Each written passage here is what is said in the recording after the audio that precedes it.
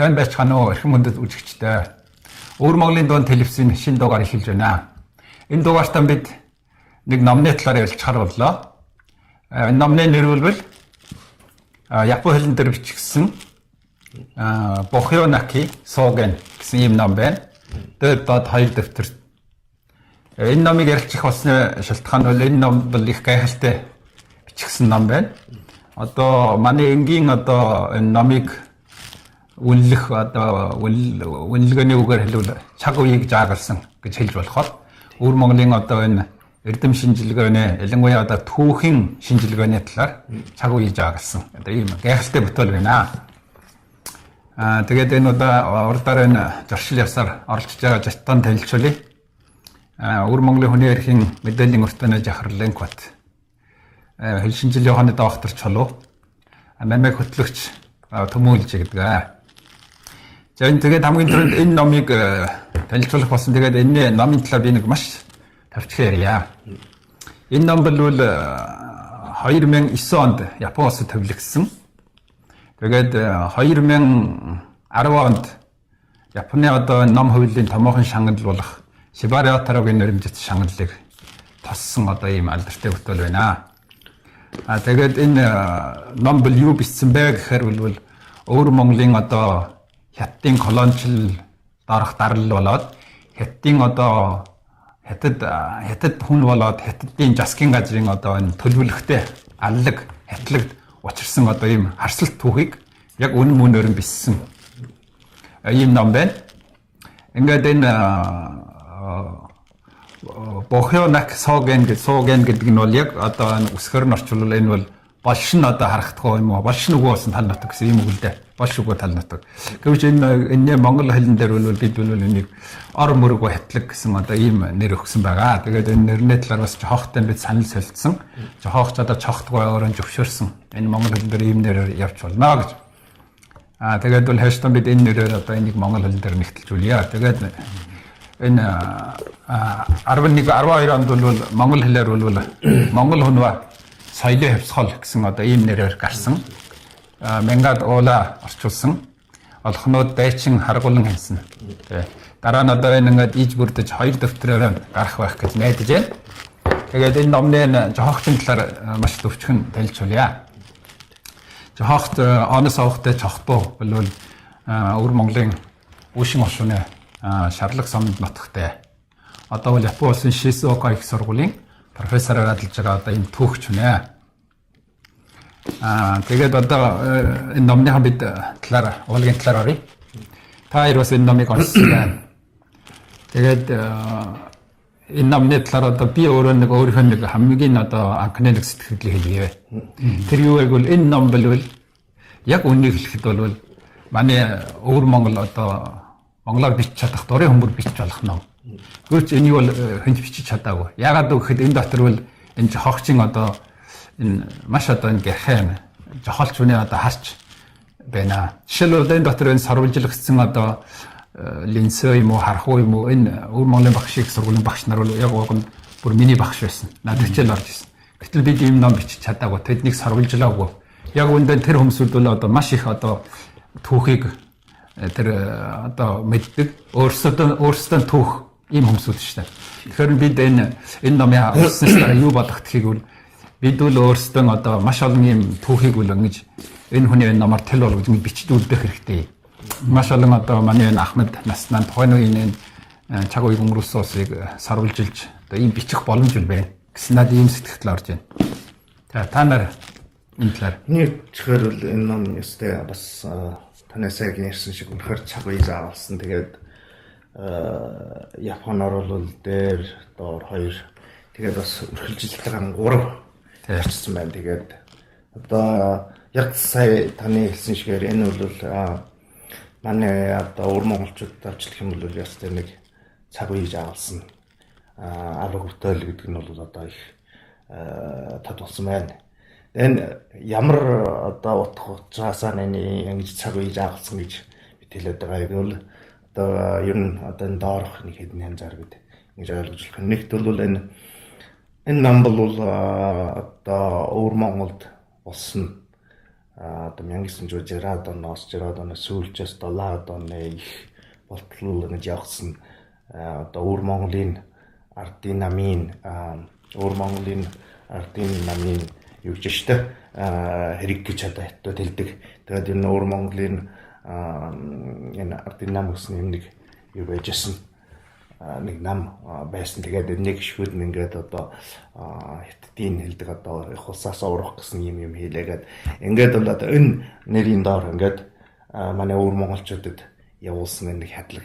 Энэ тухай бол энэ одоо цогтгой бол энэ номдод сайхан хэлсэн. Тэгээд энэ одоо хамгийн чухал зүйл нь юу вэ гэвэл энэ номд бол энэ хятадын энэ одоо явуулсан энэ хадлаг юм хомргол ностголтыг бол цогтгой бол genocide гэж одоо англиар бол genocide гэж байна. Одоо монголоор бол хомргол ностголт. Тэгээд энийг бол эрдэм шинжилгээний талаас л биш харин бас одоо нөхцөл үндэсний байгууллагын тэр genocide-ийн хамаатай энэ бүх бичих материалыг үндэслэж байгаа дул гэж одоо энийг бол тодорхой энэ бол монголчуудад тандсан хятадын явуулсан гэж genocide болох юм аа. Тэнээр авах одоо нэг чухал зүйл нь бол одоо юу байгаад энэ цогтгой бол энэ genocide-ийг бол хятадын засгийн ажил биш. Харин хятадын засгийн газар болоод хятадын ард түмэн монголчуудад хандж одоо явуулсан юм нэг genocide болох юм аа гэж. Энэ одоо маш олон дүгнэлтээр бас одоо энэ асуудлын тухай юм холбоотой гарсан боловч ерөнхийдөө бол энэ хятадын ард түмэн гэдгийг жаахан энэний хэлхээс хүмүүс зайлсхийдэг.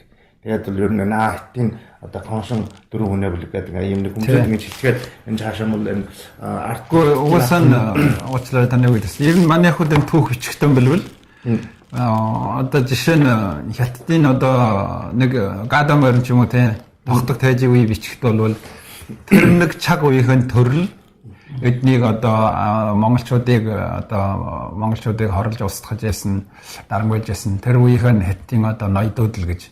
Харин бүх одоо энэ хятад улс хятадын засгийн газар гэдгийг бас жаргуулж жаялдаг.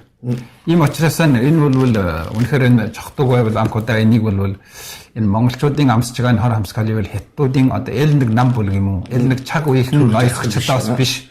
Угаасаа эхнээсээ дуустал энэ бол хятад улсын талаас явуулж байгаа гэдэг нэг их тодорхойлсон байна. Энэ одоо нэг дугаар номынхаа ийм учраас энийг одоо жишээ нь манай түүх хвчлэгдэр боттой одоо яг хамгийн гол юм байсан жээлдэг гэдэг. Тэрийг бол энэ хүн анхудаа одоо болоод өнөхөр яг одоо нүүрэл шатсан гэж хэлж болох уу? Шууд ингэж одоо шуурхай гэж хэлсэн. Энэ дотор хэлж штэ энэ одоо ихний орчлын ихний бүлэгт бол ингэж энэ их одоо их хадлагыг бол хятадын засгийн газар болоод хятад улсын бүх хүн намын 194-ийн гэрчлэх хятад үндэс гэдэг юм хятад хүмүүсийн одоо монголчуудад тэр явуулсан юм хядлах болох юм аа гэж. Энэ талаараа бол одоо их тодорхой заалт хийсэн байна. Энэ ер нь ганц нэг засаг биш. Харин хятадын ард түмэн бас хариуцлагатай байна. Энэ талаараа бол одоо уур номуудыг одоо их ялгаатай. Тэгээд одоо нөгөө нэг талаар нь энэ одоо энэ ном бас нэг их одоо цаг үеийг авсан гэж хэлж болмоор нэг тал нь юу вэ гэвэл энэ бол монгол хүний өөрийн зогсолтоор монгол хүний зогсолт дээрээс монгол хүний амаар монгол хүний нүдээр үтсэн бүх юмыг монгол хүний одоо өөрийн санаагаар одоо яаж үждэг энэ түүхэн яаж харах монгол хүн өөрөө яаж үжиж байгаа гэдгийг илтгэсэн.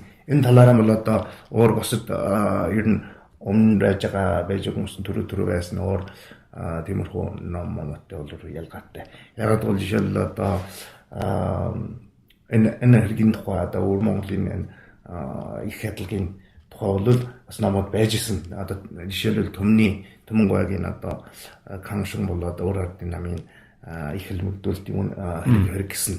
Тэгвэл хэлс хэрэг гэсэн. Тэгвэл тэрээс гадна ханий алтан дэлхийг гуайгийн одоо өөр ардын намын их хэлмэгдүүлэлтийн үнэн гэх иймэрхүү номод байж исэн.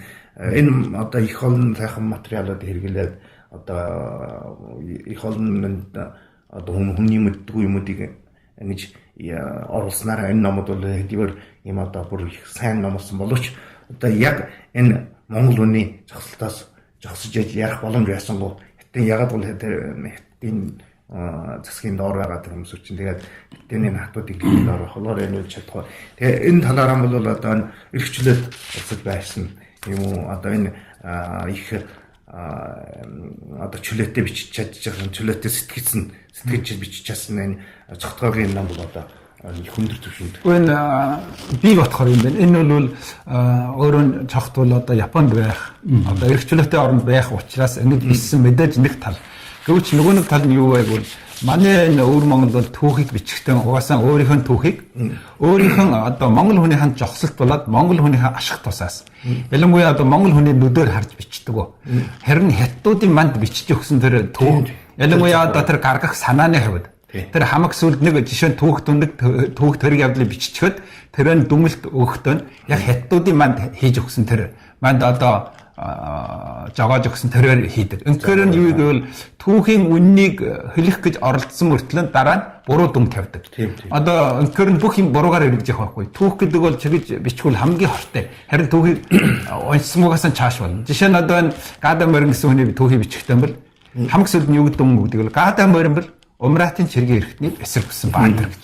Ерөөсө хятадын эсрэг хүссэн баатар биш болчихж байгаа байхгүй. Тэгэхээр өнөөдрийн монголчууд давчил энэ түүх өнгөт түүхийг оншихоос буруугаар оншихоос болоод ямар юу буруу одоо ийм олд байхыг гэвэл өнөөдрийн хятадууд нь сайн. Аянда ийм үрдэн мөр хурж байгаа. Угаасаа хятадууд ийм ам савир жолгуулах гэж өнгөт түүхийг манд бичдэг. Тэгэд манай эрдэмтнүүд болохоор олонхын өрх чөлөө өгөөний ч биш. Ердөөс нь чинь сэтгэж чадахгүй. Тэр одоо энэ жагуураас нь гарч чадахгүй. Яг өөрөө чинь сэтгэж байгаа, итгэж байгаа. Ердөөснүүд өөр. Тийм учраас манай бисэн түүхүүд бол энэ цогт шиг ингэж яг монгол хүний одоо Севенкот хийсэн шиг жогсчоос монгол хүний өөрийнх нь нүдээр хараад бичиж чадаагүй нь өөрчлөлт цогтуу бол одоо ийм анх удаан гэж өвөр Монголын түүхийг яг жинхэнэ монгол хүний одоо жогсолт харчаар зогсож харж бичлээ шүү дээ, тийм ээ. Миний бодохоор таны ясны би зөвшөөрч байна. Genocide гэдэг. Энийг бол гене дурддаг хэрэгтэй байж байна. Энэ Jerem хүн бас хомргол нь устгал тийм ээ.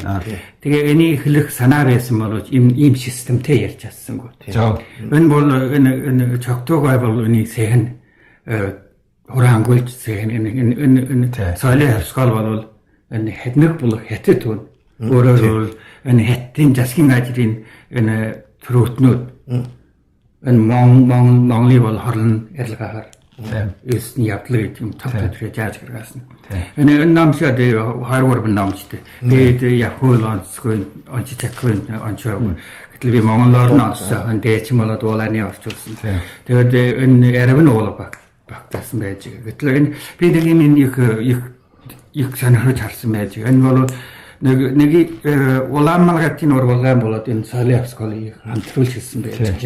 Энэ жиндандаа гэж явж байгаа. 1890 оны үед гарсан. Энийг антисм хөсөнд орох өвөр Монгол гэдэг тэр намд хамгийн гашаар жамсан. Тэндэн дурд гаргасан байж. Гэвч энэ цогтөө энийг үлгэж аваад энэ хоёр хөдөлгөөн бол хятад хүн Монгол хүний ээлгад сүрдүүлж байгаа. Гажир нутгийг балааж амсан. Зөвлөлтийг хийсэн хөдөлгөөнөө нэг тав тодорхой их ялгаатай ярьсан байна. Тэр талаар бол их сайн. Ор мөргөө хатлаг гэдэг энэ ном бол үнэн бол зөвхөн соёлын хавсгалын гэж хятадуудын хэлдэг энэ 10 жилийн доторх өвөр монголчууд явуулсан аллагыг бичсэн биш. Яг үнэн бол хятадуудын хийсэн баг бүхэлээ аллагуудыг багтаасан гэдгээр энэ ном гайхалтай. Жишээлбэл таны хэлсэн тэр 1891 онд болсон тэр улаан чортны одоо аллаг хятад тэр бослог гэж шүү дээ. Тэрийг бол одоо нөгөө анхин тэмцлийн үүдээс тайлбарлаж байгаа. Ядуучууд бачуудын ялсан. Хятадын хойно Монголын хойно тэр нь хамаагүй гэсэн. Тэр тайлбарлаж байна. Хятадын одооны тэр баядан хүртэл тайлбарлаж байна. Яг үүндээ энэ бол хятадудаас монголчууд хийсэн хатлаг байхгүй юу?